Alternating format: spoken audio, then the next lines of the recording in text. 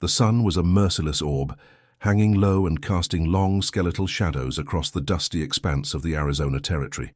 Jake, a man whose face was etched with the lines of hard living and solitary journeys, rode his horse, a stoic gelding named Silas, through a canyon pass that felt less like a path and more like a gullet swallowing him whole. The air was thick with the scent of dry earth and creosote, and the silence was so profound it hummed in his ears. He was a man of few words and even fewer attachments, a cowboy whose past was as barren as the land he traveled. He'd left Texas behind, a name and a few regrets in his wake, and was heading toward a future he hadn't yet bothered to define. His only companions were the creak of his saddle, the soft thud of Silas's hooves, and the ever-present weight of his own thoughts. As they rounded a sharp bend, a sound, alien and jarring, shattered the peace. A guttural cry, followed by the unmistakable report of a rifle shot. Jake's hand instinctively went to the worn grip of the Colt Peacemaker on his hip. He pulled Silas to a halt, his eyes scanning the rocky outcrops and the sparse, thorny brush. The canyon ahead was a stage for a brewing drama.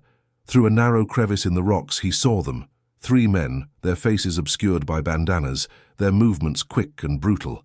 They were harassing a lone figure, a woman, whose back was to Jake.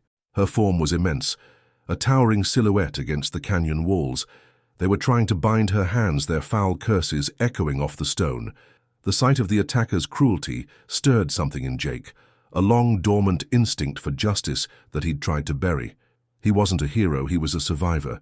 But something about the unequal fight, the sheer viciousness of the men, made his blood run hot. He didn't hesitate. He pulled the Peacemaker from its holster, the action fluid and practiced. He spurred Silas forward, his voice a low growl that carried through the canyon. "Leave her be," he yelled, the words sharp as a whip crack. The 3 men froze, turning their heads in unison. Their eyes, visible over the bandanas, were filled with surprise and then a flash of cold fury. One of them, a man with a jagged scar running down his cheek, drew his own pistol.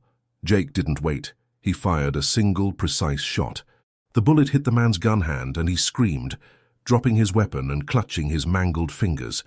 The other 2 men hesitated for a split second, a fatal miscalculation. Jake fired a second shot, this time aiming for the ground near the feet of the second bandit. The dust exploded upwards, and the man stumbled back, his eyes wide with fear. The third bandit, seeing the tide turn, decided retreat was the wisest option. He scrambled for his horse, leaving his wounded companions behind. Jake dismounted, his senses alert, his gun still in his hand. The wounded man was on the ground, whimpering. Jake ignored him, his focus on the woman. She was still standing, her head bowed. Now that the danger was gone, he could see her more clearly. She was enormous, not in a way that suggested weakness, but strength. Her frame was powerful, her shoulders broad, and her height was truly remarkable. Her hair, a dark, rich black, was braided with feathers and beads, and she wore a simple deerskin dress. She was still and silent, a statue of stone. He holstered his gun, the metallic click a stark sound in the new silence. "Are you all right, ma'am?" he asked, his voice softer now. She lifted her head slowly. Her eyes, dark and deep, met his. There was no fear in them, only a profound weariness and a glimmer of pain. It was then he saw the wound, a deep gash on her leg, bleeding sluggishly. He knelt down, his concern overriding his natural reticence. "You're hurt. Let me take a look at that." She didn't move or speak, just watched him with an intensity that made his skin prickle. He carefully examined the wound. It was from a knife, a crude slash that had been meant to cripple her. It needed to be cleaned and bound. "I have some bandages in my saddlebag," he said, rising. "I'll be right back." As he turned to retrieve his things, he heard a low, soft voice. "Thank you." The word was spoken in a dialect he didn't recognize, but the meaning was clear. He glanced back at her, a faint sense of unease stirring in his gut. This was more than just a simple rescue.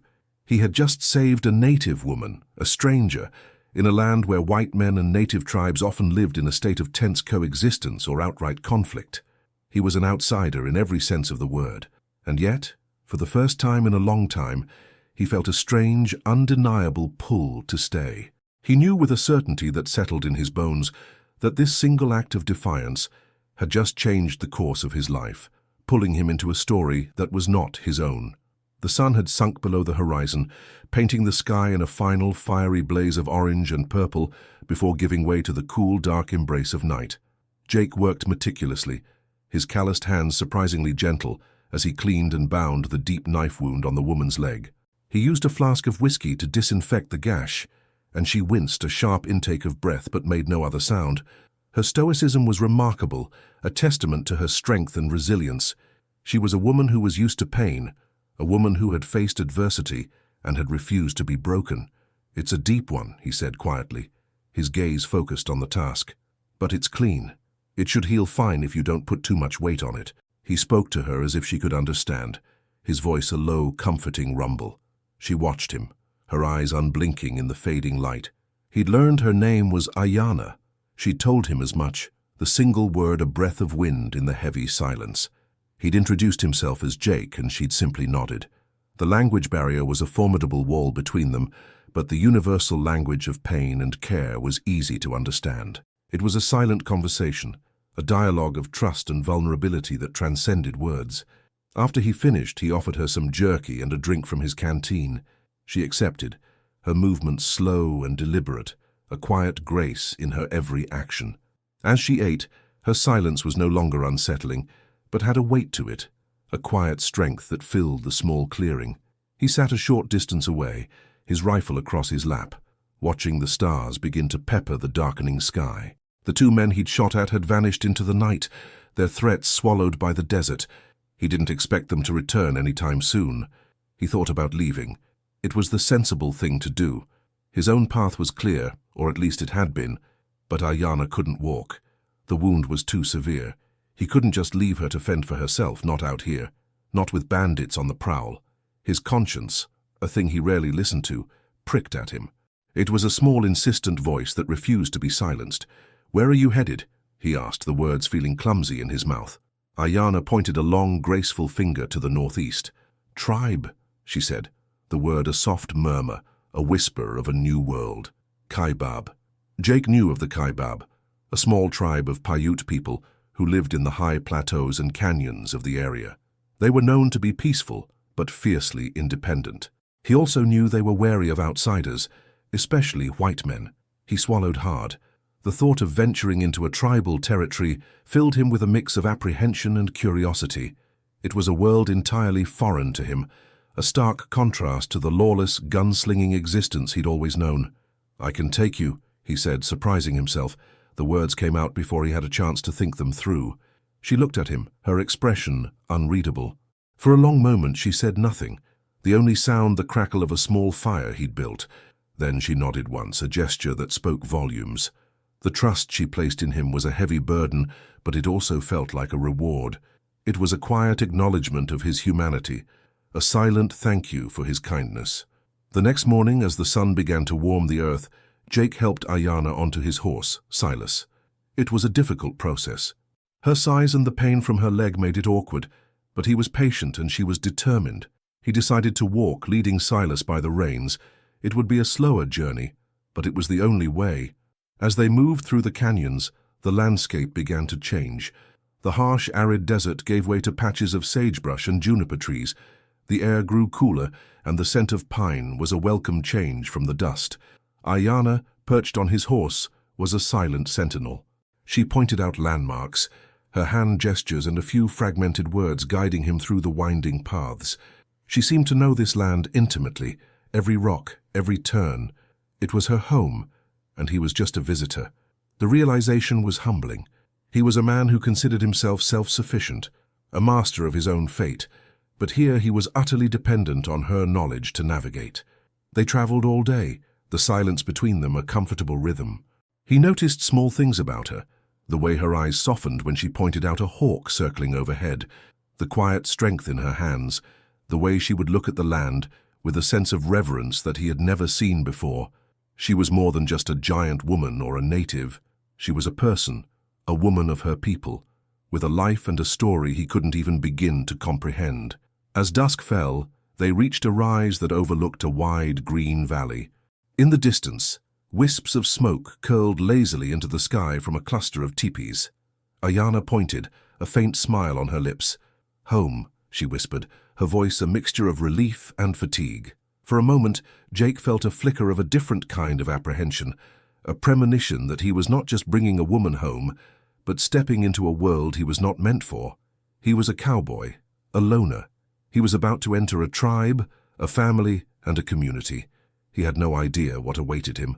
The sun was a mere suggestion on the horizon as Jake led Silas into the Kaibab village.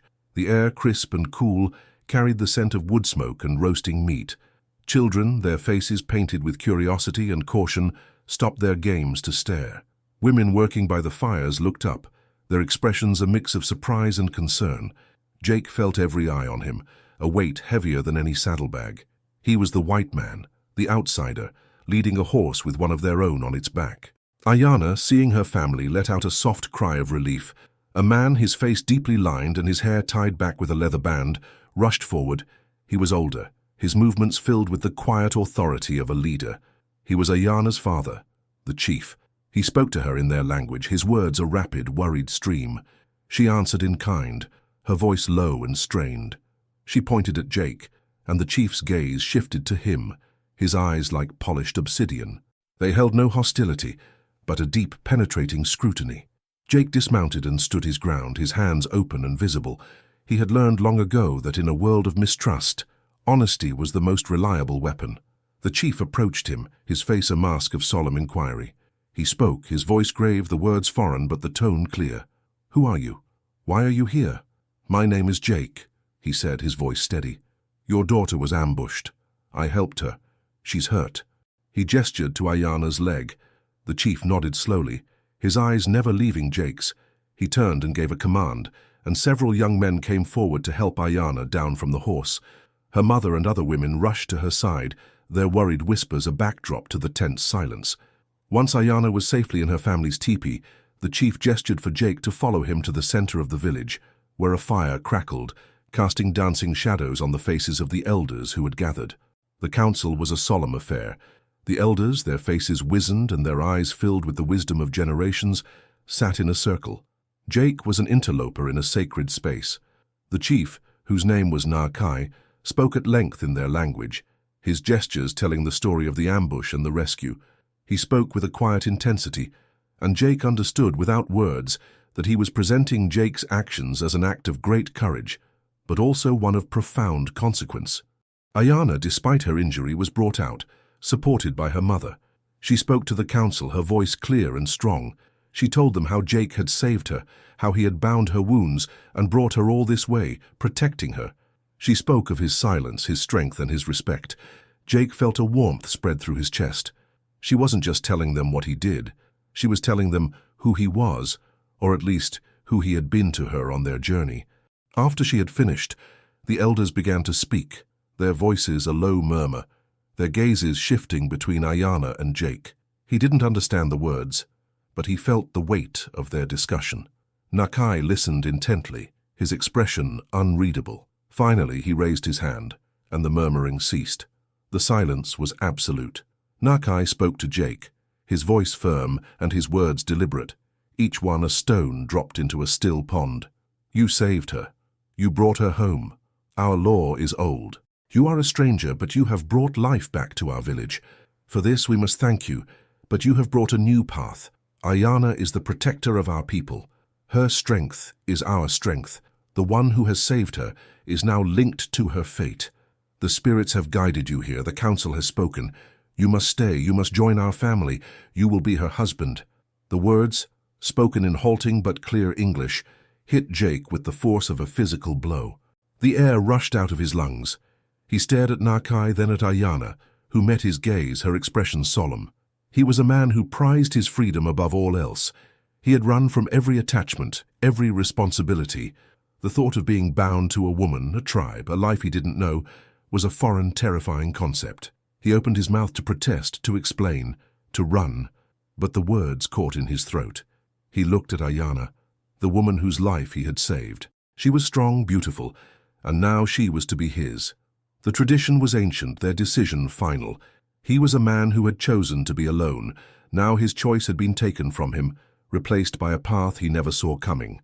The cowboy who had rescued a giant native woman was now to become her husband, forced by a tradition he could not comprehend and could not, in good conscience, refuse. Jake spent the night in a small empty tipi on the outskirts of the village, the air filled with the alien sounds of a community living, breathing, and existing around him. Sleep was a distant, unreachable shore. His mind was a maelstrom of thoughts and fears. The word husband felt like a brand, a permanent mark on his identity. He had come to the West to escape, to be free, to live a life without ties. And in one act of what he had considered simple decency, he had bound himself to a life more entangled than he could have ever imagined. In the morning the sun rose, casting a golden light over the village. The day was filled with a buzz of activity. Women were preparing food and men were working on tools and weapons. There was a sense of quiet purpose, of a community in harmony. It was so different from the harsh, every-man-for-himself world he knew. A young man, barely out of his teens, brought him a simple meal of corn cakes and dried meat. His face was friendly, and he spoke a few words of broken English, asking if Jake was comfortable. Jake, still reeling, could only nod. Later, Nakai came to see him. The chief sat across from him in the teepee, his presence filling the small space. He spoke slowly, his English still halting, but his meaning clear. Our people have seen the spirits. You are the one. The spirits have led you to Ayana. To our village. It is not our choice, but the spirits' choice. You are now of our family. You must honor this. Jake, his voice low and heavy, tried to reason. I am not of your people. I don't know your ways. I can't be a husband to a woman I don't know. He was a man who had always reasoned with his fists and his gun, but here, in this peaceful village, those tools were useless. Nakai listened patiently, his dark eyes never leaving Jake's. When Jake finished, the chief responded. You do not know our ways? You will learn. You do not know Ayana? You will learn. Our ways are not like your ways. Our people do not marry for love, as you see it. We marry for a bond, for family, for survival. You saved her life. You are already bound to her. The spirits have made it so. The marriage is a formality, a way to make it so that our people, our traditions, are respected. And you, as a man of honor, will respect this. His words were a finality. There was no room for argument. Jake was trapped. He looked at the floor of the teepee, the rough earth beneath him. He was a cowboy, not a tribal warrior. He was a loner, not a husband. He was a drifter, not a man with roots. He had to accept his fate, at least for now. He knew he couldn't run, not from a whole tribe, not when the consequences for Ayana could be severe. The day progressed, and he was led to Ayana's family's tipi. She was there, sitting by the fire, her leg wrapped in new bandages. She looked up as he entered, her expression as unreadable as ever. Her mother and a sister were with her. They gave him a nod, their expressions a mix of curiosity and acceptance. Ayana gestured for him to sit across from her. The silence was deafening. Jake felt a deep well of discomfort. He was a man who was used to being in control of his life, his path, his destiny. Now he was a piece of a puzzle he didn't even know existed. He didn't know how to act, what to say. He looked at Ayana, at her imposing frame, at the strength in her quiet hands. She was an enigma, a force of nature. He was a simple man, a cowboy. How could he be a husband to a woman like this? Ayana, sensing his turmoil, broke the silence. She spoke in her language, her voice soft. Her sister, a younger woman with a kind smile, translated. She says, "Thank you for saving me." She says, "Our spirits are now connected. Do not be afraid. We will learn each other's path." Jake stared at her, the words a balm to his frazzled nerves. She was not angry, she was not resentful, she was accepting, and her quiet grace was a stark contrast to his own internal chaos. The marriage was not a punishment to her. It was a consequence, a sacred one. The weight on his shoulders felt a little lighter. He was still the unwilling groom, but he was also the man who had saved a life, and in doing so, had been given a new one. The path ahead was unknown, but perhaps, just perhaps, it wouldn't be as lonely. He had a bride, a wife he didn't know. And now, he had to learn how to live with her. The wedding ceremony was unlike anything Jake had ever seen or imagined. There were no white dresses or solemn vows in a church. Instead, it was a ceremony rooted in the earth, in the traditions of the Kaibab. It took place as the sun set, the sky a breathtaking canvas of red and gold. a final fiery blaze of color before the encroaching night. The village gathered around a large fire, the air filled with the rhythmic beat of drums and the deep, resonant chanting of the elders. Ayanna, her long black hair unbound, wore a beautiful deerskin dress adorned with beads and shells that shimmered in the firelight. She stood tall, a figure of strength and grace, her quiet presence a calming force. Jake, dressed in a borrowed deerskin shirt that felt strange against his skin, stood beside her, a stark contrast in his discomfort. He was a man out of place, a man who had stumbled into a world he didn't understand. The chief, Nakai, spoke to the spirits, his voice resonating with power, his words a bridge between the physical and the spiritual world.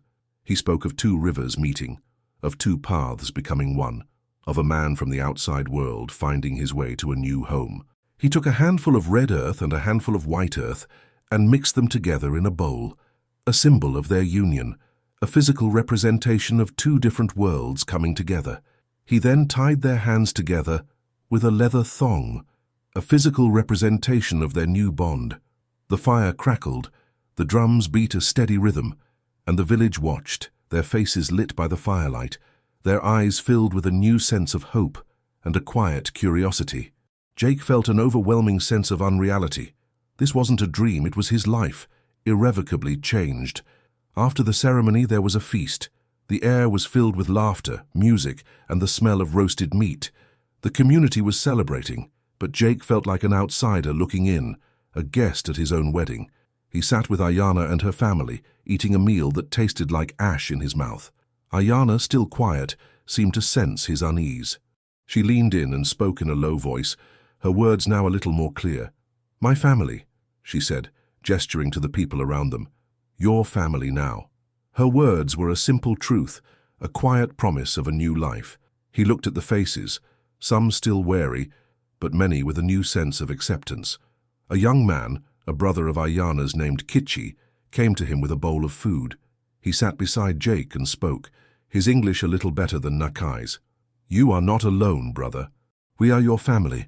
Jake nodded, a lump in his throat. He had spent his whole life running from family, from roots, from a sense of belonging. And here, in a place he never expected, he was being given all of it, whether he wanted it or not. That night, Jake and Ayanna were led to their own teepee. It was small but cozy, the fire in the center providing warmth and light. The air was filled with the scent of sage. Jake stood by the entrance, feeling awkward and out of place. He had a wife, a total stranger, and he had no idea what to do. He looked at her, standing by the fire, her back to him, her silent presence a quiet weight in the small space. She turned to face him, her expression soft. She gestured to a sleeping mat on the other side of the fire from her own. "Sleep," she said simply, her words a quiet act of kindness. He nodded, relief washing over him. It wasn't a marriage of passion. It was a marriage of necessity, of tradition, of a bond that was still forming. He took off his boots, his gun, and the borrowed deerskin shirt, leaving them by the entrance. He lay down on the sleeping mat, the fire casting a warm glow over his face. He watched Ayanna for a long time. She was so different, so alien, but she was his wife, and he was her husband. He didn't know if he would ever come to love her, but in that moment, in the quiet of the teepee, he felt a flicker of something new, respect, and a strange, quiet sense of peace. He fell asleep to the rhythmic thrum of the drums, the sound a lullaby to his new life. The next morning, he woke to the smell of roasting food. Ayanna was already up, sitting by the fire, her legs still propped up. She looked at him and smiled, a rare and beautiful thing that lit up her face. "Hungry?" she asked. He nodded, his own smile shy and hesitant. She handed him a bowl of stew, the warmth of the bowl a comfort against the morning chill. They ate in silence, a quiet understanding passing between them. He was still a stranger in a strange land, but he was no longer alone. He had taken the first step into a new life, a life with a wife he didn't know and a family he had just met. He didn't know what the future held, but for the first time in a long time, he felt a sense of purpose. He was not just a drifter anymore. He was a husband. He was a protector. He was a part of something. And it was terrifying and exhilarating all at once. The days bled into a new rhythm, a routine that Jake never would have imagined for himself. He was no longer a lone cowboy roaming the open plains. He was a part of the Kaibab tribe, a member of a community, a husband to a woman he was just beginning to know. The initial shock and anxiety of the forced marriage had begun to fade, replaced by a quiet sense of duty and a growing respect for his new life. The small, isolated world of the teepee was becoming a home, and the woman who shared it with him was no longer a stranger. Ayana's leg was healing, but it was a slow process. He continued to tend to her wound, his hands becoming more accustomed to the task. She would watch him, her dark eyes filled with a quiet gratitude. They spent their days in the teepee, the silence between them often more communicative than words. She taught him simple phrases in her language: toka for fire, pa for water, ha for sun. He, in turn, taught her English words. The lessons were slow, punctuated by long stretches of silence where they would simply exist together, a strange, beautiful harmony. The quiet spaces were filled with a shared understanding, a silent conversation that was deeper than words. He began to learn about her. He learned that she was not just strong in body, but in spirit. She was the one who went on the long hunts, the one who protected the younger women and children. She was a natural leader, and her quiet authority was respected by everyone in the village. He also learned that she had a gentle side. She would sit for hours, weaving baskets from reeds, her large hands moving with a delicate precision. She would sing soft, low songs in her language, songs of the land, of her people, of the spirits. She was a woman of immense depth, a woman who was a living, breathing testament to her people's history and traditions. Jake, in his own way, began to contribute. The men of the village, at first wary, began to accept him. Narkai, his new father-in-law, was his guide. He taught him to track deer in a way that was new to him, to read the signs of the forest, to use a bow and arrow. Jake was a skilled hunter with a rifle, but this was a different kind of skill, a deeper connection to the land. He was a fast learner, and his natural skill and resilience earned him the respect of the other men. He began to go on short hunts with them, the unspoken tension of the first few days replaced by a camaraderie built on shared work and mutual respect. One evening he was sitting by the fire, sharpening a knife, when Kichi, Ayana's brother, came to sit with him. "You are good with your hands," Kichi said, his eyes on Jake's knife. "You are a good man, Jake. We were afraid at first. We thought you would take her and leave, but you stayed. You honored us." Jake looked up, his face grim. "I didn't have a choice," he said, the words a bitter confession. Kichi nodded slowly. "Sometimes, the best choices are not our own. They are the choices of the spirits. You are here for a reason. You are here to be her husband, to protect her, to be part of our family. You have a purpose now." His words hit Jake with the force of a revelation. A purpose. He had been a man without one for so long. He had been defined by his past, by what he was running from. Now he was being defined by what he was becoming. A husband, a protector, a member of a family. He wasn't just surviving anymore. He was living.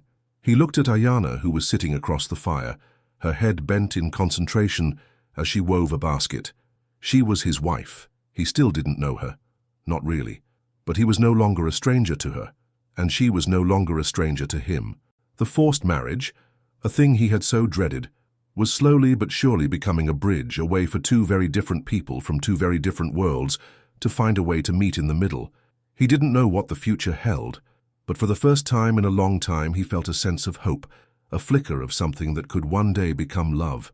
The moon was a sliver of silver in the night sky, casting a faint, ethereal glow over the village. Jake was on watch, a task he had taken on willingly. He sat by the edge of the village, his rifle across his lap, his senses alert. The silence of the night was a familiar comfort, a stark contrast to the constant hum of life within the teepee. He was still a cowboy at heart, a man who found solace in solitude, and these moments of quiet were his own. He was a man who was learning to be a part of a community, but he still needed his own space, his own time. He heard a soft footfall behind him and turned to see Ayana, her large frame a silent shadow against the moonlight. She sat beside him, her presence a quiet weight. Her leg was almost fully healed, and she walked with a newfound confidence. She looked out over the valley, her eyes focused on the distant dark horizon. "It's peaceful," she said, her voice a low murmur, a sound filled with a deep and profound love for her home. It is, Jake agreed. They sat in comfortable silence for a while, the air filled with the quiet companionship they were slowly building. The silence was no longer awkward. It was a comfortable space, filled with a shared understanding. After a long pause, Ayana began to speak, her voice soft but clear. She spoke of her childhood, of growing up in the canyons, of learning to hunt with her father and brothers. She spoke of her people's history, of the long-standing conflict with neighboring tribes, of the encroachment of white settlers. She spoke of the day of the ambush, her voice growing strained, her words a testament to the pain and the fear of that day. "They were after me," she said, her voice a low whisper. "They were from a tribe to the north, old enemies. They came to steal our women, our protectors. They wanted me because I am strong. They thought they could break our spirits by taking me." Jake listened, his heart heavy. The men he had fought were not just random bandits, they were raiders from a rival tribe, and Ayana was a target for a deeper, more brutal reason. The stakes of his rescue were higher than he had ever known. He had stumbled into a conflict that was older than he was, a conflict that was rooted in history, in tradition, in blood. She continued, her voice filled with a quiet strength. "I fought them. I am strong, but they were many. They would have taken me. They would have broken me. You came. You saved me. Not just me, but my family, my people. Our spirits are connected now. The spirits chose you to save me, to be my husband, to be my protector." Her words brought a new clarity to his mind. The marriage was not just a strange tradition. It was a consequence of a spiritual belief, a deep-seated tradition that saw his act of heroism as a divine intervention. He was not just a random man who had saved a woman. He was a chosen one, a guardian. He looked at her, truly seeing her for the first time. She was more than just a giant native woman. She was a woman of immense strength, of deep spirit, of a rich and ancient history. She was a survivor, a protector, and now, his wife. "I didn't know," he said, his voice a low rumble. "I just saw a woman in trouble. I just did what felt right." She smiled, a sad, beautiful thing in the moonlight. "Sometimes the right thing is the hardest thing. Sometimes the right thing changes your life.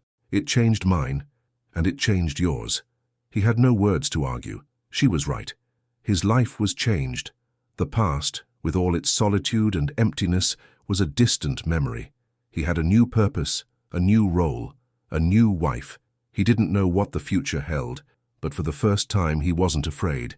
He was a cowboy, a drifter, but he was also a husband. He was Ayana's husband, and he was here to protect her, no matter the cost. He sat there in the quiet of the night, his hand resting on the worn grip of his rifle, his gaze on the horizon, but his heart, for the first time, was in the village behind him. The weeks turned into months, a slow, deliberate passage of time. The high desert winds of late autumn gave way to the sharp, biting chill of winter. The village became a world of its own, a small pocket of warmth and life against the vast, cold landscape. The snow, a soft blanket of white, muffled the sounds of the outside world, creating a sense of quiet isolation. Jake, who had always hated the cold, found a new kind of comfort in it. He was a part of the daily life of the tribe now, no longer an outsider. He hunted with the men, his skills with a rifle proving to be a valuable asset to the community. He learned to work with the tribal elders on projects, from tanning hides to repairing tools. He was a man of action, and his willingness to work hard earned him respect. The men, once wary, now greeted him with a nod and a quiet smile. He was a man who had found his place, a man who was learning to belong. But it was his relationship with Ayana that was the most profound change. Their bond, initially a result of tradition and necessity, was slowly growing into something more. The forced marriage, a concept so foreign to him, was becoming a real marriage, one built on a quiet understanding and a shared respect. Their conversations, a slow and deliberate process of learning each other's language, were becoming more fluid. He learned to read her expressions, to understand the subtle shifts in her dark eyes. He learned her laugh, a deep, rich sound that was a rare but beautiful thing. It was a sound that filled the quiet spaces between them, a sound that spoke of a deep and profound connection. One afternoon, he found her sitting by the fire, her large hands working a needle and sinew to mend a tear in her deerskin dress. She looked up at him, a faint smile on her face. "Tell me about your home," she said, her English a little stronger now, her words clear and deliberate. "Where are you from?" He sat across from her, the fire a warm barrier between them. "Texas," he said, the name a distant memory, a place and a person he barely recognized anymore. "It's different, flat, hot, a lot of cattle, a lot of dust." He spoke of a world so different from this one, a world of open spaces and a relentless sun. She listened intently, her eyes wide with a quiet curiosity. "No canyons, no mountains." "Some," he said, "but not like this. This place, it's a place for staying. Texas for me was a place for running, not for staying." She nodded, a knowing look on her face. "You were running from something?" He was silent for a long moment, the fire crackling between them. He had never told anyone the truth, had never dared to speak the words aloud. But with Ayanna, it felt different, safer. He felt a sense of trust, a sense of security he had never known before. "A mistake," he said, his voice low. "I was in a fight. A man. He didn't make it. It was a fair fight. But the town, they turned on me. So I ran." She didn't flinch. There was no judgment in her eyes, only a quiet understanding. "The spirits forgive those who do not choose violence," she said, her voice a low murmur, a sound filled with a deep and profound wisdom. "You did not choose to kill. You chose to live, and you chose to save me. This is your path now." Her words were a balm to his old wounds, a quiet absolution. For the first time, he felt a sense of peace about his past. He wasn't a killer. He was a survivor. He wasn't a coward. He was a man who had made a choice, and that choice had led him to her. Their conversations grew deeper, more personal. He learned about her dreams, her fears. She was a woman who longed for peace for her people, for a future where they could live without fear. He learned that she was a natural storyteller, her narratives filled with the rich history of her tribe, of the spirits, of the land. He, a man of so few words, found himself listening for hours, his heart slowly, surely opening to her. One evening, as the first snow of the season began to fall, they were sitting together by the fire. He looked at her face, her hands, her eyes. The initial shock of her size had long faded. She wasn't a giant woman anymore. She was just Ayanna, his wife. The idea, once so foreign, now felt as natural as breathing. He reached out and, hesitantly, took her hand. Her hand was large and calloused, a working hand, but it was warm and it felt right. She looked at him, her eyes soft, a small smile on her lips. They sat there for a long time, their hands clasped, the fire a small bright light in the vast, cold darkness. He was no longer a lone cowboy. He was a husband. He was home. The winter was a long, cold embrace, but it brought with it a time of quiet reflection and deep bonding. Jake and Ayanna's relationship had blossomed into a profound connection, a deep and abiding respect that was slowly but surely turning into love. He learned to trust her instincts, to listen to her wisdom, and to rely on her strength. She, in turn, learned to trust his quiet competence, his unwavering loyalty, and the surprising tenderness he held within his stoic shell. They were no longer two strangers forced together, but two people from different worlds who had found a home in each other's hearts. The silence of the winter was a testament to the quiet strength of their bond, but the peace of the winter was a fragile thing. As the snow began to melt and the first green shoots of spring appeared, so too did a new sense of unease. Scouts from the village returned with grim news. The rival tribe, the one whose raiders had ambushed Ayanna, was on the move. They had been seeking retribution, a way to reclaim the honor they had lost in the canyon pass. The word had spread among their people that a white man had been the one to thwart them, to save Ayanna. And now they wanted revenge, not just on Jake, but on the whole Kaibab tribe for protecting him. The whisper of their anger was a cold wind that swept through the village, a harbinger of the storm to come. The news sent a ripple of fear through the village. The elders gathered in council, their faces grim. The peaceful existence they had cultivated was now under threat. Ayanna, her face a mask of determination, stood before the council. "We will not run," she said, her voice clear and strong. "This is our land. We will fight for it." Her words were a testament to her courage, her love for her people, and her unwavering resolve. Jake, who was now a full member of the community, stood beside her. He was no longer a man running from his past. He was a man with a future to protect. He looked at Nakai, at Kichi, at the faces of the people who had taken him in and given him a home.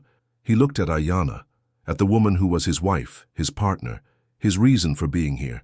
He would not let them fall. He spoke to Nakai, his voice low and serious. I am the reason they are coming. I will face them, alone. His words were a testament to his love, his courage, and his dedication to his people. He was a man who had found a home, a life, a purpose, and he would not let a ghost from his past take it all away. Nakai shook his head. You are not alone, son. You are our family. This is our fight now. We will stand with you. His words were a testament to the acceptance and love that Jake had found in this tribe. The preparations began. The men of the village, old and young, sharpened their arrows and their spears. The women and children were moved to a more secure location in the hills. The peaceful village transformed into a fortified camp, every person ready for the coming conflict. Ayana looked at Jake, her eyes filled with a mixture of love and fear. I am sorry, she said. I brought this upon you. Her words were a confession, a testament to her love and her fear for his safety. He shook his head, his hand reaching out to touch her face. You didn't bring this on me, Ayana. I chose this. The moment I chose to save you, I chose this life. I chose to fight for you. I chose to fight for your people. I would not have it any other way. The words spoken from the depths of his heart felt true and right. He was no longer a lone cowboy fighting for himself. He was a man with a purpose, a husband, a protector, a member of a family. The conflict was not just a fight for survival. It was a fight for his new life, for their love, for the family he had finally found. He didn't know if they would win, but he knew with a certainty that settled in his bones that he would not run. He would stand and fight, side by side with the woman he had rescued, the woman who had, in turn, rescued him. The calm before the storm was here, and they were ready. The air was thick with a palpable tension, a quiet hum that settled over the Kaibab village like a shroud. Spring had begun to breathe new life into the high desert, but the promise of renewal was overshadowed by the threat of war. The village had been transformed. The teepees, once scattered in a natural rhythm across the valley floor, were now huddled together, their entrances facing inward. A makeshift wall of sharpened logs and intertwined brush encircled the perimeter, a meager but necessary defense. Children, usually running and playing in the open, were kept close to their mothers, their innocent games replaced by solemn whispers and curious stares at the men sharpening their weapons. The village, once a place of peace, was now a place of preparation. Jake, a man who had known 1,000 small battles in his life, felt a different kind of weight on his shoulders now. This wasn't about him anymore. It was about them, about Ayana, about the family he had found in the most unlikely of places. He was no longer a drifter, a man fighting to survive. He was a guardian, a husband, a defender of a home he had just discovered. He spent his days with the men of the tribe, a rifle in his hands, teaching them about the long-range capabilities of his weapon, showing them how to conserve ammunition. They, in turn, taught him to read the signs of the land with a warrior's eye, to track a man as silently as a ghost, to feel the wind and know what it carried. He was a man who was using his past to protect his future, a man who had found a new purpose in a new world. He and Ayana were a team, a silent, efficient partnership. Her strength and knowledge of the land were a perfect complement to his experience with firearms and strategy. They would sit together by the fire at night, a map of the surrounding canyons drawn in the dirt between them. She would trace the paths the enemy might take, pointing out the best places for an ambush, the narrow passes that could be defended. He would listen, his mind working through the tactical details, his respect for her growing with every shared moment. They were a formidable team, a blend of ancient wisdom and modern strategy.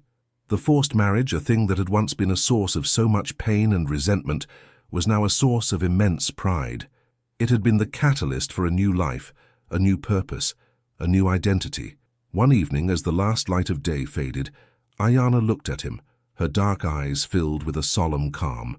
"We will be ready," she said, her voice a low murmur. "We have the spirits on our side." Jake nodded, his gaze unwavering. "And we have a plan." The threat was real and it was drawing closer. The scouts reported seeing smoke on the horizon, the unmistakable sign of a large group on the move. The enemy was not a small raiding party this time. It was a war party, a full-fledged assault. Jake felt the familiar stirrings of fear, the primal instinct to run and hide, but the feeling was quickly replaced by a fierce, protective resolve. He looked at Ayanna, at the woman who had brought so much light and purpose into his life. He looked at the teepees, at the families sleeping within. He was home, and he would die to protect it. He spent the night with the men on watch, his rifle held tight. The cold was a sharp bite, but the warmth of a shared purpose kept him from feeling it. He was no longer an individual. He was a part of something, a living, breathing entity that was prepared to fight for its existence. The cowboy who had once only fought for himself was now fighting for a tribe, for a family, for a woman he had grown to love. The silence of the night was not empty. It was filled with the promise of a battle to come, and in that quiet, tense moment, Jake knew that he was exactly where he was meant to be. The attack came with the morning sun, a brutal, sudden assault that shattered the fragile peace of the valley. The air was filled with the whooping cries of the attackers, the thunder of their hooves and the sharp whistle of arrows. The Kaibab warriors, who had been on high alert, were ready. The first wave of attackers, a group of 20 riders, thundered towards the village wall, their faces painted with ochre and black, their war cries a chilling sound. They were a living, breathing storm, a force of nature intent on destruction. Jake, perched in a makeshift guard tower, with a clear view of the approaching enemy, raised his rifle. He took a deep breath, his hands steady. He was not just a cowboy with a gun. He was the defender of a tribe, the guardian of a people who had given him a new life. He fired. The shot a loud, jarring crack in the air. The first rider, the one at the lead, fell from his horse, his body hitting the ground with a sickening thud. The remaining attackers scattered, their momentum broken by the shock and the sound of the rifle.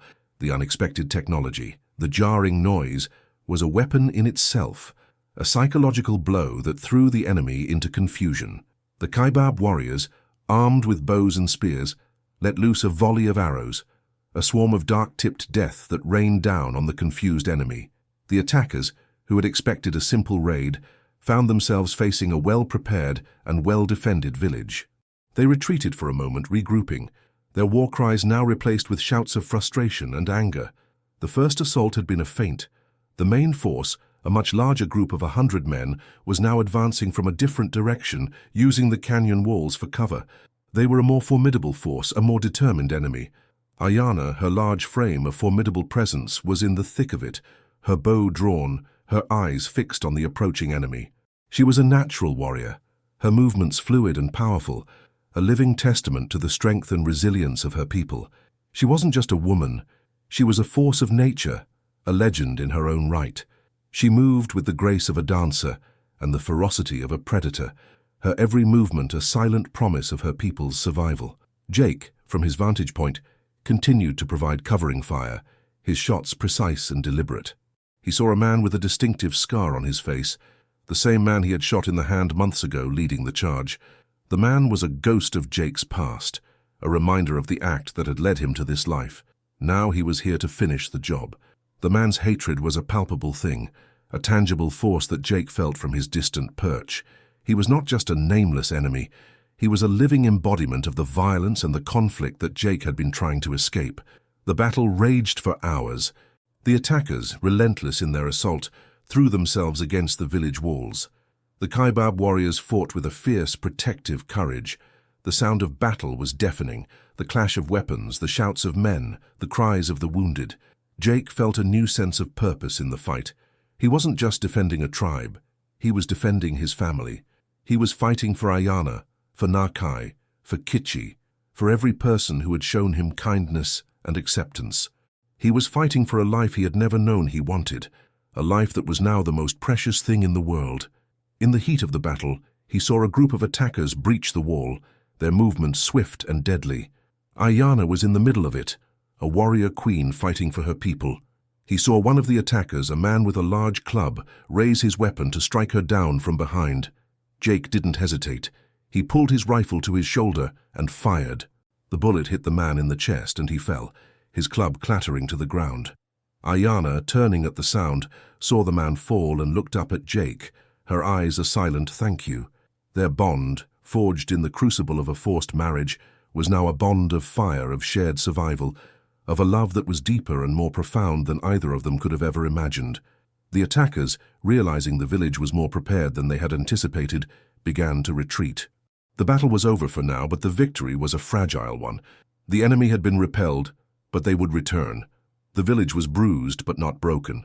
Jake, his heart thumping in his chest, looked at Ayanna. He was a cowboy who had stumbled into a war, a man who had been given a new life and was now fighting to protect it. He was a long way from Texas, but for the first time in his life, he was home. The aftermath of the battle was a grim and somber affair. The air, once thick with the smell of gunpowder and blood, was now filled with the low hum of sorrow and the quiet work of a village picking up the pieces. There were wounded, and there were dead. Every family had a story of loss or sacrifice.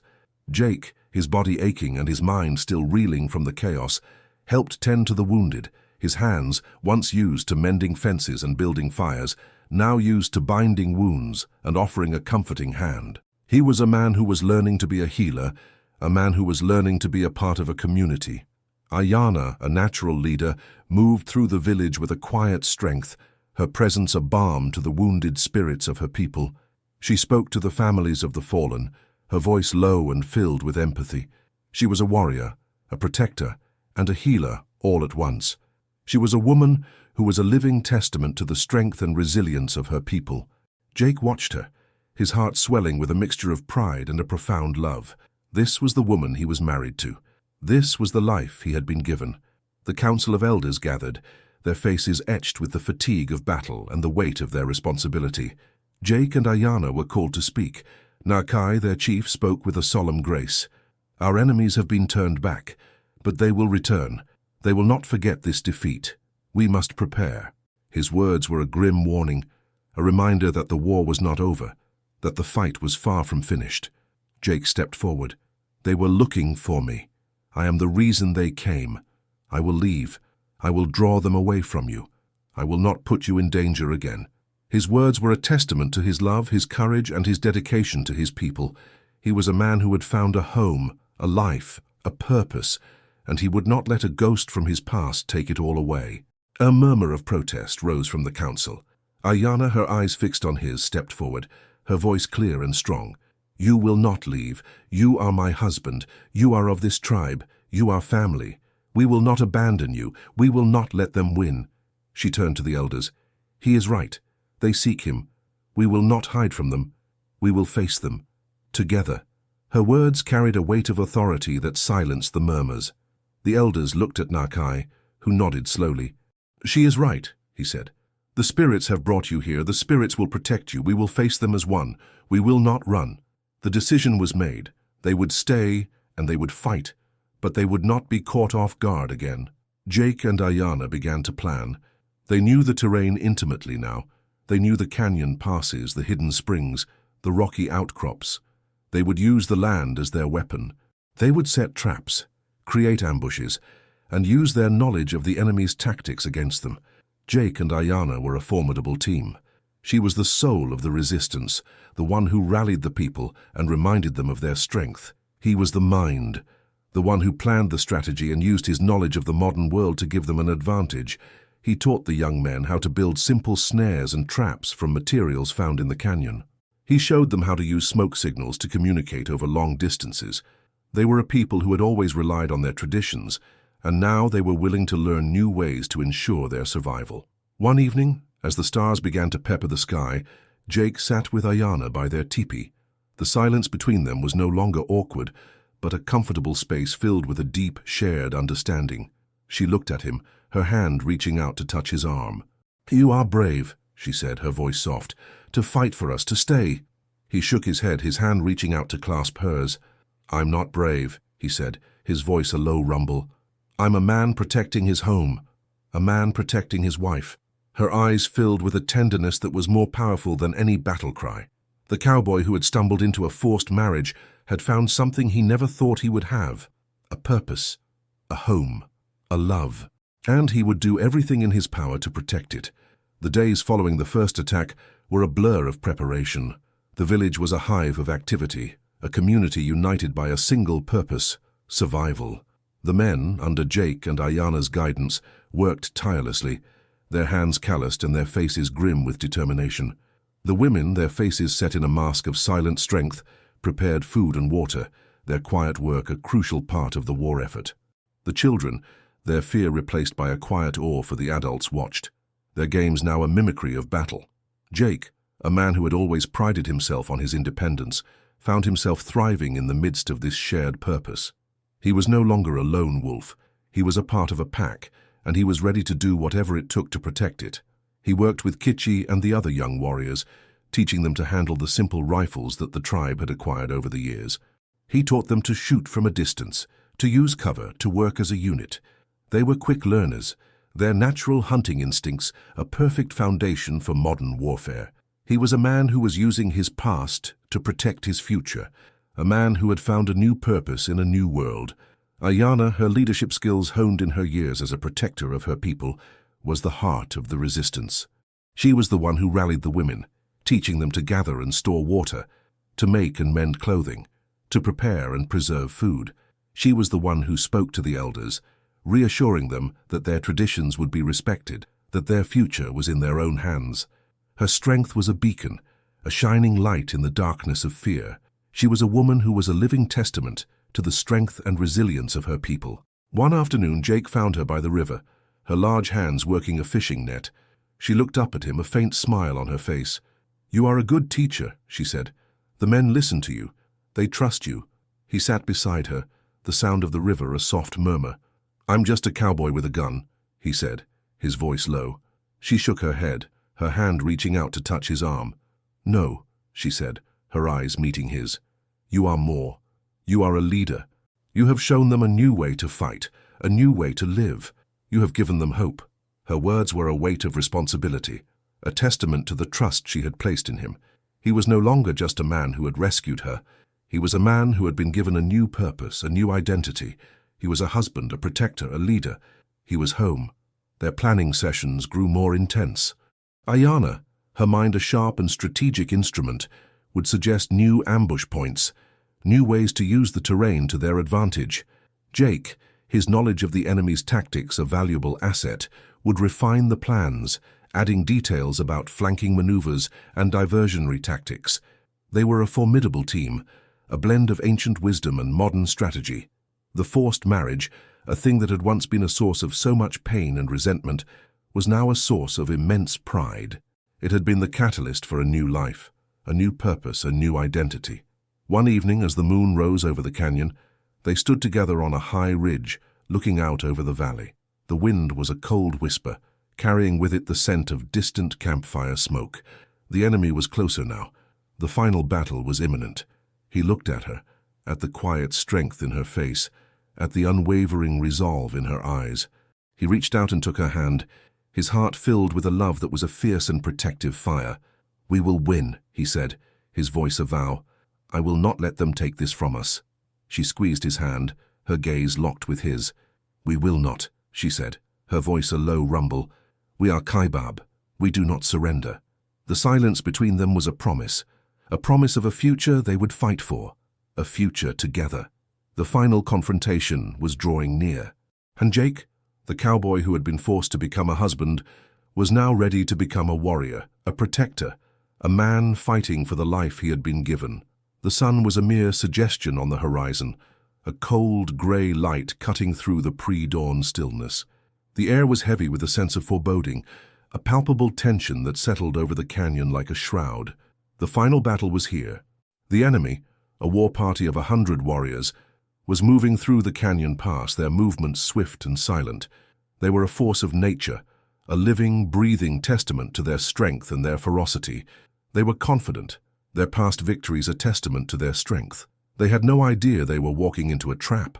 They were walking into the jaws of a people who had been pushed to their limits, a people who had found a new way to fight, a new way to survive. Jake and Ayana stood together on a high ledge, their eyes fixed on the approaching enemy.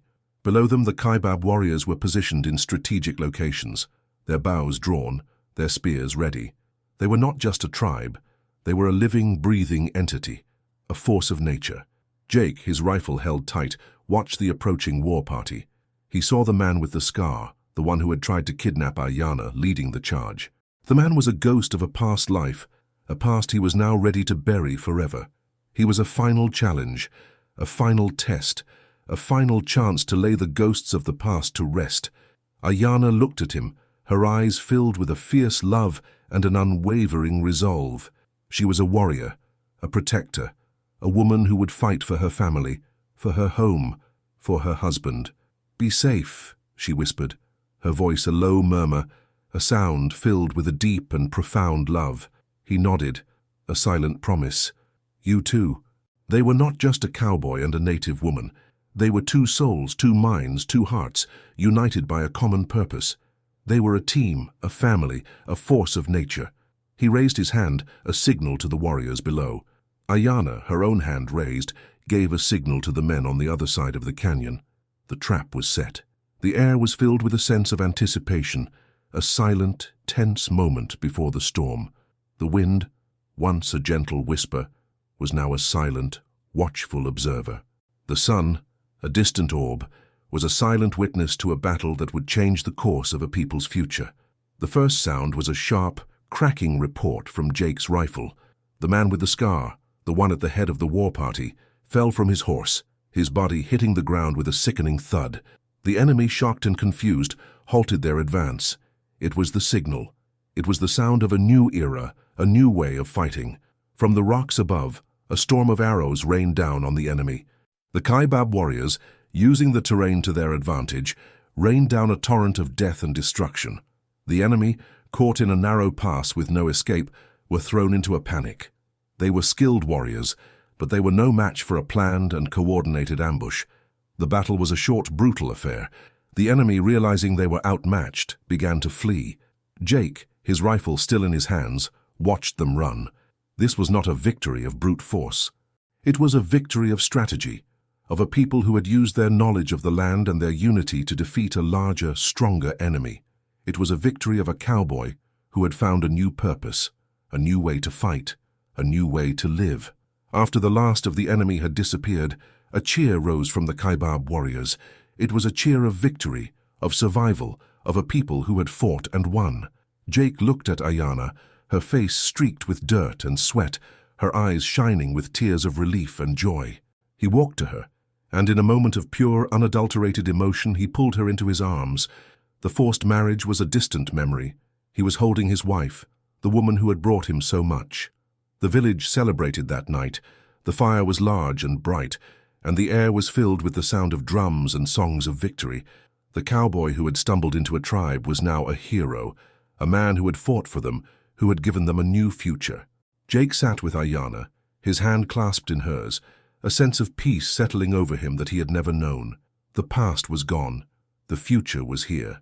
And it was a future filled with a purpose he had never imagined. He was home. The days and weeks following the final confrontation were a time of rebuilding and healing. The wounds of war, both physical and emotional, were tended to with care and quiet determination. The village was no longer a fortified camp, but a place of peace once more. The sound of children's laughter returned to the valley, their innocence a gentle reminder of what they had fought for. The air, once filled with the tension of battle, was now filled with the hum of a peaceful community, the quiet satisfaction of a people who had fought and won. Jake, no longer a warrior, returned to his role as a husband and a member of the community. He worked with the men on rebuilding the village walls, his calloused hands now a familiar sight to the people. He taught them to build better tools, to mend fences, to make things that would last. His skills, once so singular and solitary, were now a part of the community, a contribution to their shared life. He was a man who had found a new purpose, a new way to live, a new way to be. His life, once so empty, was now filled with the sound of laughter, the warmth of a loving family, and the quiet satisfaction of a life well lived. His bond with Ayanna deepened in the quiet peace that followed the war. The shared trauma of battle had forged a connection between them that was unbreakable. They were no longer two people who had been forced together, but two people who had chosen to stay together, to fight for each other, to build a life. They were a team, a family, a force of nature. One evening as they sat by the fire, Ayanna looked at him, her eyes soft with a profound emotion. "I am glad you stayed," she said, her voice a low murmur. "I am glad you did not run." Her words were a simple confession, a testament to her love, her courage, and her dedication to her husband. He reached out and took her hand, his gaze unwavering. "I couldn't run, not from you, not from this. This is my home now. You are my home." The words, a simple confession, held a weight of truth that he had never spoken before. He had spent his whole life running, and now he had stopped. He had found a place to belong, a person to love. The cowboy who had been a drifter was now a man with roots, a man with a family. He was a man who had found a new purpose, a new life, a new identity. The elders, in a final council, honored him. Nakai, his father-in-law, stood before the village, his voice filled with pride. "Jake, the man who came from the outside, is now one of us," he said. "He saved our daughter. He fought for our people. He is not just a guest, he is a son, he is a brother, he is a part of the Kaibab. He will be known as the Protector, a man who came to us in our time of need and gave us a new future." The words, spoken in front of the entire village, were an official anointing, a final act of acceptance. Jake, a man who had always been a solitary figure, felt a lump form in his throat. He was a part of something, a living, breathing community that had accepted him, flaws and all. The forced marriage, a thing he had once so resented, was now a source of immense pride. It had been the catalyst for a new life, a new purpose, a new identity. He was a man who had found a home, a life, a purpose. The future was still uncertain. The world was changing, and the Kaibab tribe would have to adapt, but they would do it together. Jake and Ayana, a cowboy and a native woman, a pair of unlikely lovers, were the living testament to a new way of being, a new future. They were a bridge between two worlds, a symbol of hope and a promise of a future filled with love and a quiet, peaceful life. Life in the village settled into a new, comfortable rhythm. The memory of the war party was a distant shadow, replaced by the daily hum of a peaceful community. The winter months had forged a strong bond between Jake and the other men, and now that spring had returned, that bond grew even deeper. He spent his days hunting with Kitchi and the other warriors, his rifle a respected tool among their bows and spears. They taught him the old ways of tracking, of understanding the land, of moving with a quiet reverence for the world around them. He was a student of a new way of life, a student who was learning from the best. Jake, in turn, shared his knowledge.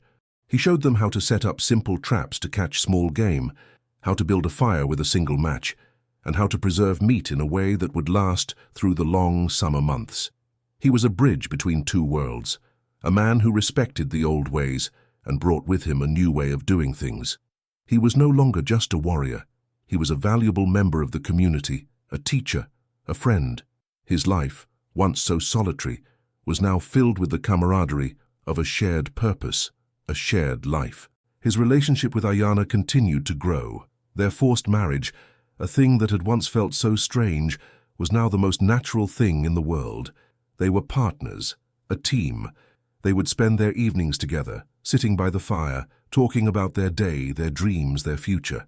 She would tell him stories of her people, of the legends and the spirits, of the long history of the Kaibab.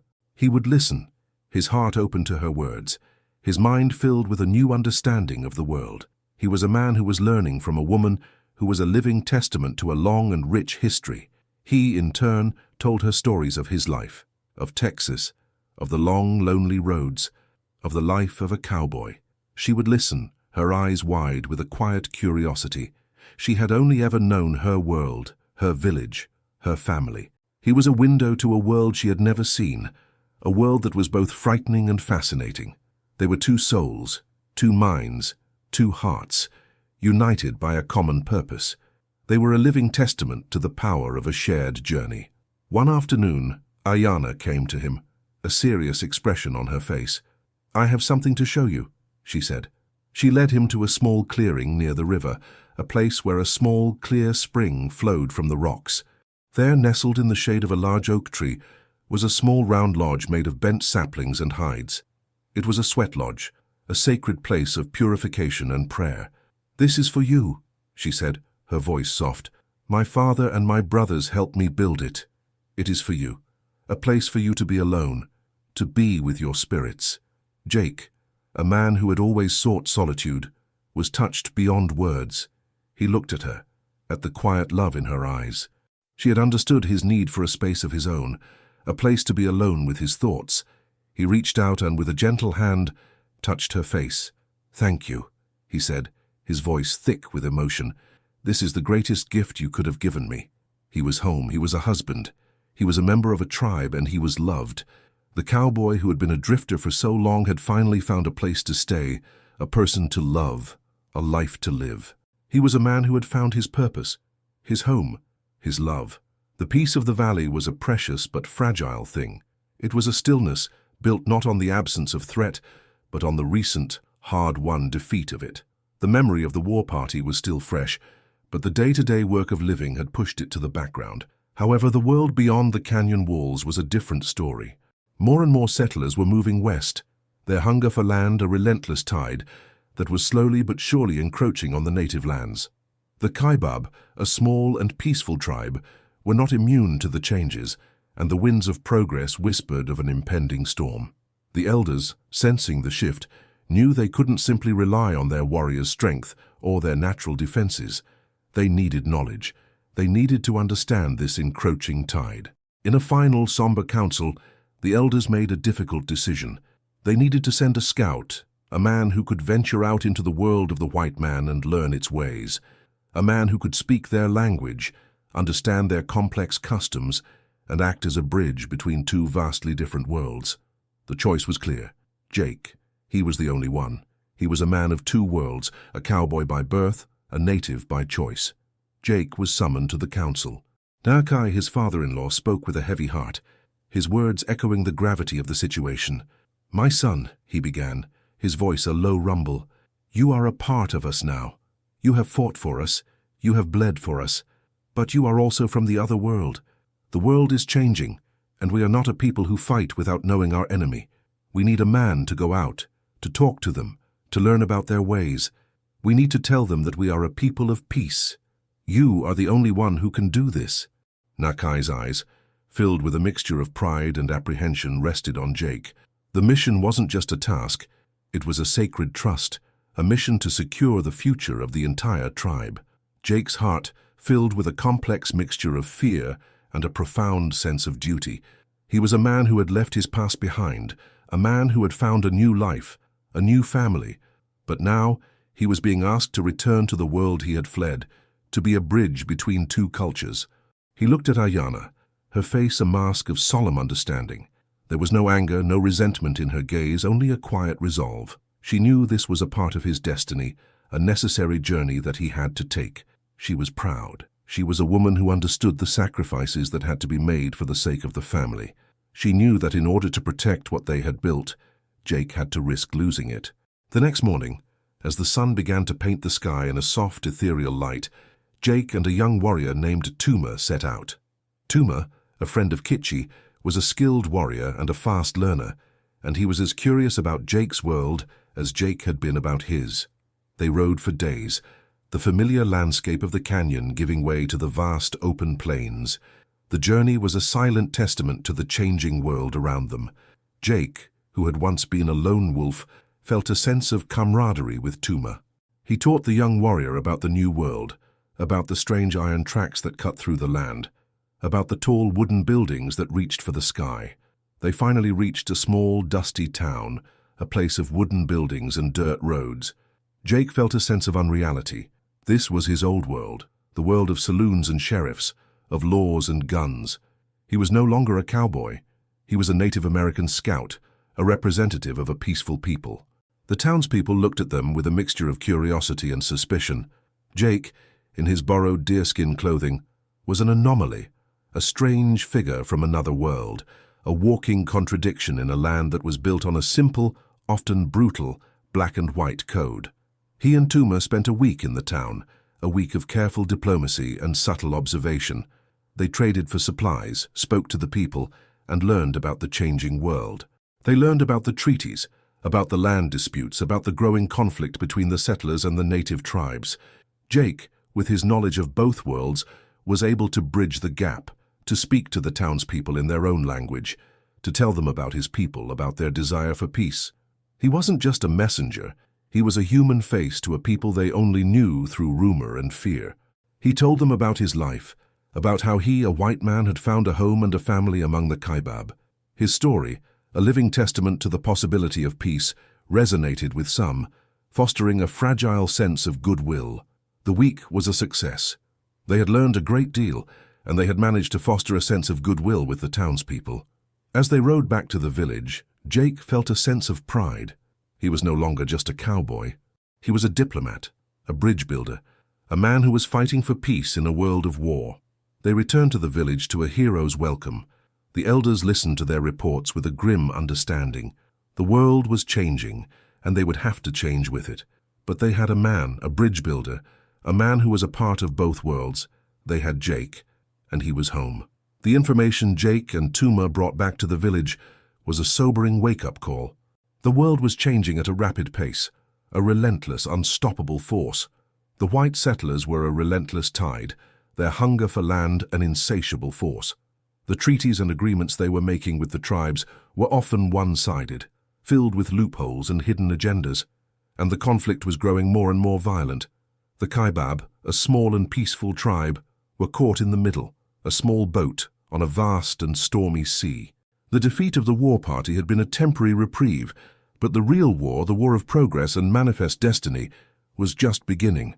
The elders, in a long and solemn council, made a new decision.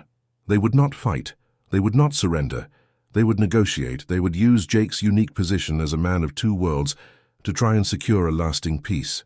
They would send Jake and a delegation of elders to the nearest fort, to speak to the military men, to the government, to the people who were driving the changes. They would try to make a treaty, a peace agreement that would protect their land and their way of life. It was a risky move, a move that could end in their destruction, but it was their only hope. Jake, a man who had always been a drifter, was now a diplomat, a bridge between two worlds.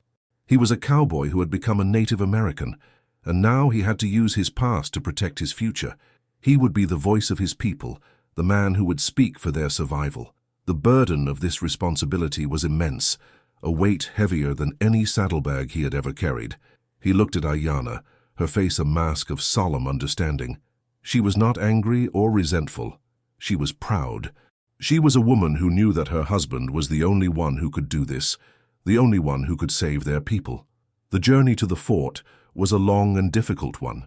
Jake, Nakai, and two other elders rode for days, the landscape a testament to the changing world. They saw the fences, the homesteads, the scars of a new civilization. The world he had left behind was now encroaching on the world he had come to love. The air, once filled with the scent of sage and pine, was now filled with the smell of wood smoke and the sharp, metallic tang of iron. The silence of the canyon was replaced by the low hum of a new, industrialized world. When they arrived at the fort, they were met with a mixture of curiosity and suspicion. The military commander, a man with a stern face and a cold gaze, was not easily swayed. He listened to their words, his expression unreadable, his eyes a cold, calculating blue. Nakai, with Jake as his interpreter, spoke with a quiet dignity, his words a testament to his people's desire for peace. He spoke of the land, of the spirits, of the long history of the Kaibab. He was a man of tradition, a man of peace, a man who was willing to risk everything for the sake of his people. Jake, his heart filled with the weight of his responsibility, spoke with a passion he never knew he had. He spoke of his own life, of the two worlds he had lived in, of the common humanity that bound them together. He was not a warrior. He was a man who had found a home, and he was fighting for it. He spoke of the sacred bond he had with Ayanna, of the love that had bloomed in the most unlikely of places. He was not just a messenger. He was a living testament to the possibility of peace. He told the commander his story, the story of a cowboy who had stumbled into a tribe and had found a purpose, a life, a home. He spoke of his love for Ayanna, of his dedication to her people, of his desire for a peaceful future. The commander, a man who had seen 1,000 battles, was moved. He saw the truth in their words, the sincerity in their faces. He saw a man who was not fighting for land or for power, but for love and for peace. He agreed to a treaty, a peace agreement that would protect the Kaibab land and their right to their way of life. The cowboy who had stumbled into a tribe had, in a single act, changed the course of their future. He had won the peace they so desperately needed. They returned to the village to a hero's welcome. The news of the treaty was met with a sense of relief and a quiet joy. The future was not certain, but it was filled with a new kind of hope. Jake, a man who had once been a lone wolf, was now a bridge builder, a man who had brought peace to his people. He was a husband, a leader, a protector. He was home. The treaty was signed, a piece of paper that promised peace in a land of conflict. For the Cowboy tribe, it was a moment of triumph, a testament to their quiet strength and wisdom. But for Jake, the victory was a complex one. He had brought peace, but he had also brought with him the future, a future that would be filled with more change, more challenges, and a new way of life. The village, once a secluded and self-sufficient community, was now a part of a larger world, a world of treaties and laws, of government and trade. The peace they had won was not a return to the past, but a slow, careful step into a new, uncharted territory. The first signs of this new era came with a small delegation of white men, surveyors, and a government official who arrived at the village with maps and official documents. Their presence, though peaceful, was a jarring one. They spoke a different language, their movements were quick and efficient, and their clothes were a stark contrast to the deerskin and hand-woven fabrics of the tribe. They were a living, breathing testament to the changing world, and their presence filled the village with a mix of fascination and apprehension. Jake, now an official interpreter and a bridge between these two worlds, found himself in a new and challenging role. He was not just a husband or a warrior, he was a diplomat, a man who had to navigate the treacherous waters of cultural differences and political agendas. The surveyors, with their strange equipment and their precise measurements, were a source of fascination and apprehension for the tribe. They were mapping the land, marking the boundaries that the treaty had defined. The land, which had always been a fluid living thing to the Cowboy, was now being divided, measured, and assigned. The concept of ownership, a foreign one to a people who believed the land belonged to the spirits and to everyone, was a difficult one to grasp. They saw the land not as a commodity to be bought and sold, but as a sacred trust, a living entity that they were a part of. Jake worked tirelessly, his days filled with long, often frustrating conversations. He explained the concepts of ownership and boundaries, of property and law. He explained that the treaty was a shield, a protection from the outside world. He spoke of the importance of respecting the new laws, of learning the new ways, of adapting to the changing world. He was a teacher, a guide, a man who was helping his people navigate the future. He was a man who was using his past to protect his future, a man who had found a new purpose in a new world. Ayana, ever his partner, was a source of strength and support. She understood the fears of her people, the deep-seated apprehension of this new and alien world. She worked with Jake, her quiet wisdom a calming influence. She spoke to the women, reassuring them that their traditions would not be lost, that their way of life would be protected. She was a leader, a woman who was helping her people embrace the future without forgetting the past. She was a living, breathing testament to the possibility of a new way of being, a new way of living. One evening, as the sun set over the canyon, painting the sky in a final, fiery blaze of orange and purple, Jake and Ayana stood on a high ridge, looking out over the village. The air was filled with the low hum of a community in transition. The new life, which had once been a distant dream, was now a reality. They were a people of peace, a people who had chosen to negotiate rather than fight, to adapt rather than surrender. And in the heart of this new world, Jake and Ayana were a symbol of hope, a living testament to the power of love and understanding in a world of conflict and change. The cowboy who had stumbled into a tribe had found a new life, a new purpose, a new identity. And in doing so, he had become a part of something much larger than himself. Peace, it turned out, was a fragile and delicate thing, a temporary state of being that was easily shattered by the lingering ghosts of the past. The treaty had brought a welcome calm, a moment of respite that the Cowboy tribe had desperately needed. They had embraced the new way of life, learning to farm and build, their hands now accustomed to a different kind of labor. The sound of hammers and saws had replaced the quiet hum of daily life, and the village, once a secluded and self-sufficient community, was now a place of change and growth. But the seeds of conflict were still there, buried deep in the past, waiting for the right moment to sprout. The man Jake had shot in the hand, the one with the jagged scar, was a ghost of that past. He had escaped the final confrontation, a survivor of the war party, and he was still out there, a living embodiment of the hatred and the revenge that Jake had thought he had buried. One evening, as the sun began to set, Casting long ethereal shadows across the valley, Jake and Ayana were returning from a hunt. The air was cool and crisp, filled with the scent of dry earth and creosote. They were a study in quiet harmony, their movements a perfect silent rhythm. They were not just a husband and a wife, they were two souls, two minds, two hearts, united by a common purpose. As they approached the village entrance, they saw it. A small crude effigy tied to the branch of a lone ancient tree. It was a small figure, made of twigs and twine, a dark and ominous symbol. Its eyes, made of two small black stones, seemed to stare at them with a malevolent glare. It was a warning, a threat, a message from the man with the scar.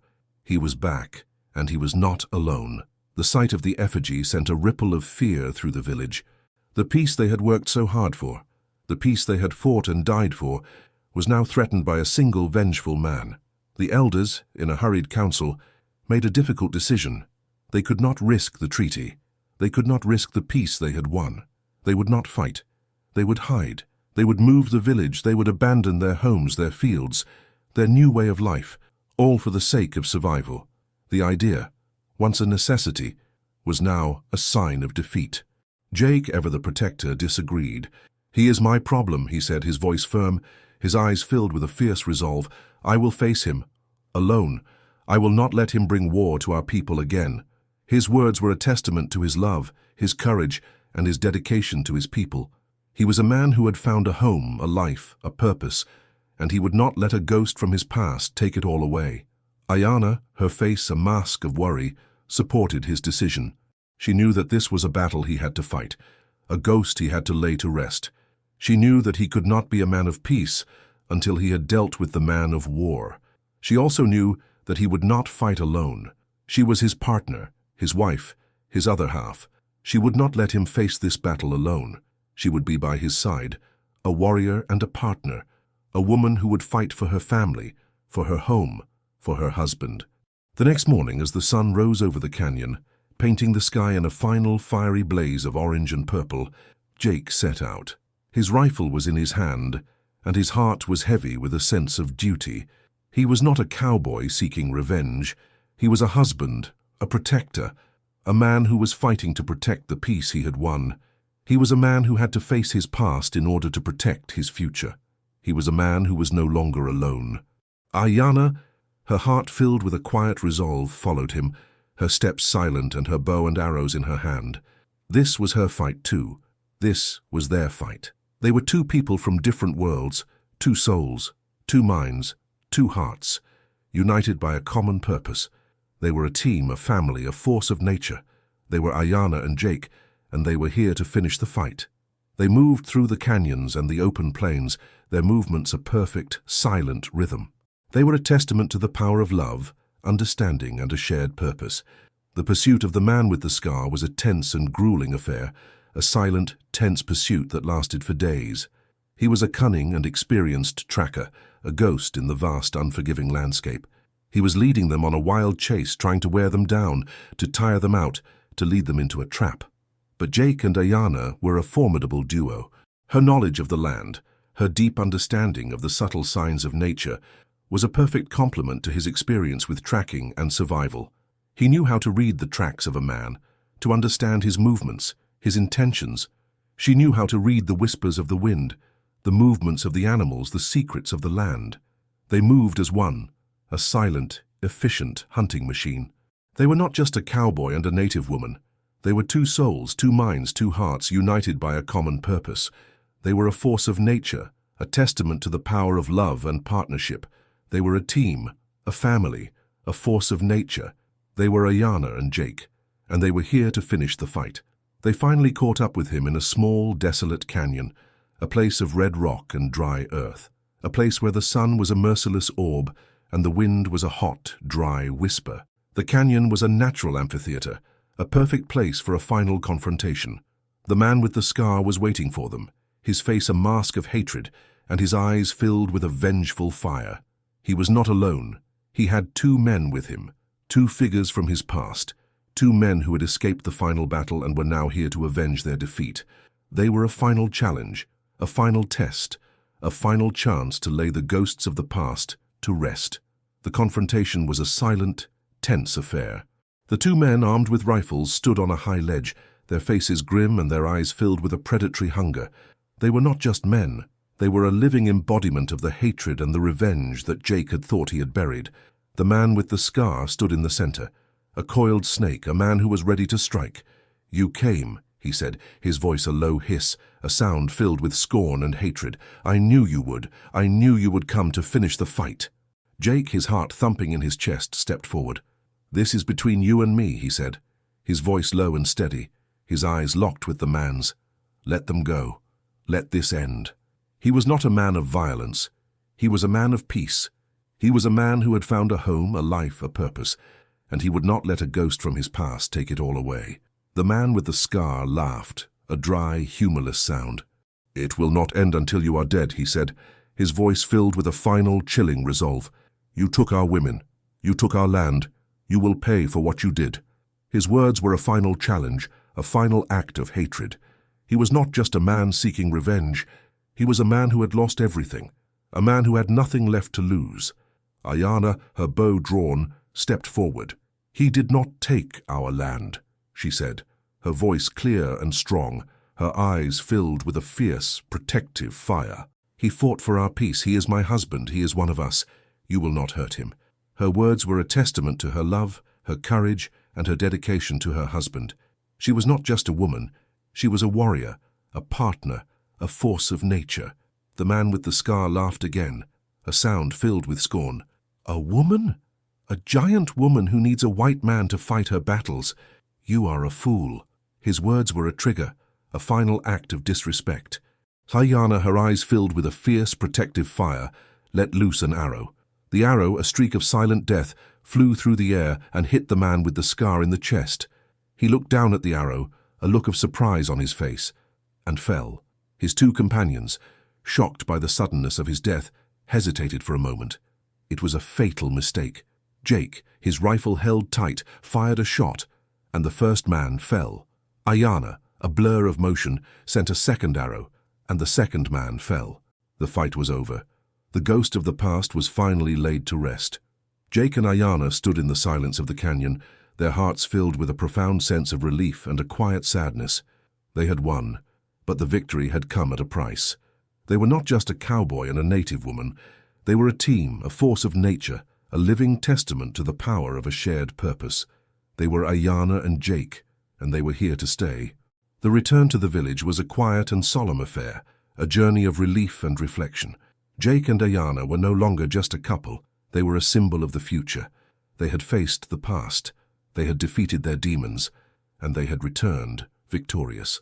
The village, which had been filled with fear and apprehension, was now filled with a sense of relief and a quiet joy.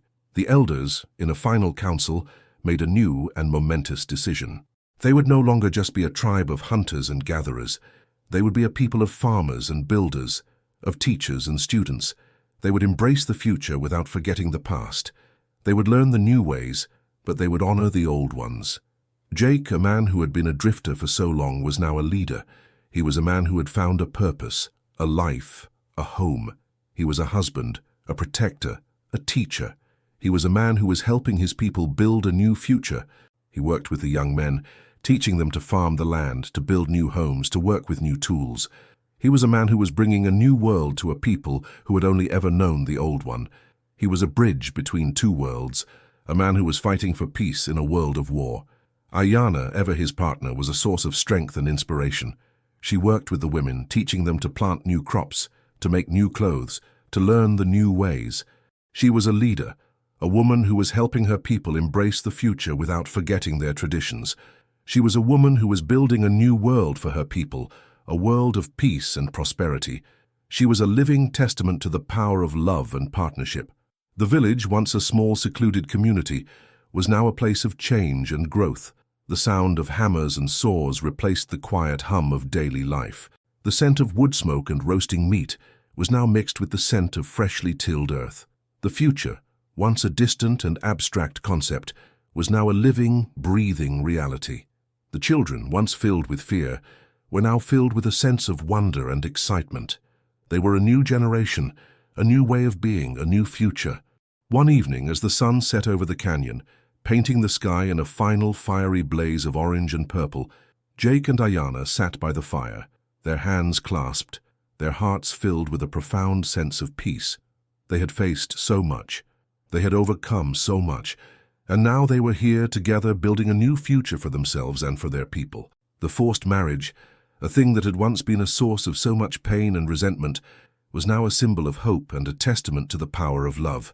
The cowboy who had stumbled into a tribe had found a home, a life, a purpose, and in doing so, he had found himself. Years passed, flowing like a gentle river through the canyon. The village, now a thriving community, was a testament to the hard work and dedication of its people. The small temporary homes had been replaced by permanent structures, a schoolhouse, a small clinic, and a large communal hall.